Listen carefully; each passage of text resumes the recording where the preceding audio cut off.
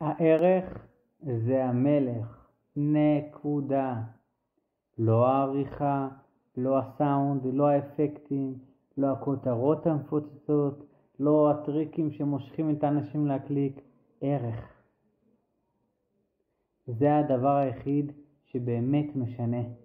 לכן, בכל סרטון שאני מעלה, אני מתמקד בדבר אחד, לתת משהו שבאמת עוזר.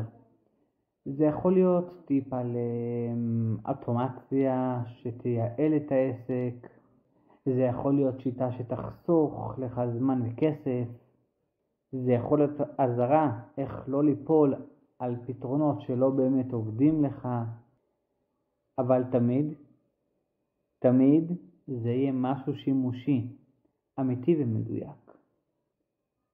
כי מי שמקבל ערך אמיתי, זוכר. מי שמקבל ערך אמיתי, חוזר. אני הולך עם ערך. השאר זה רק תוספות.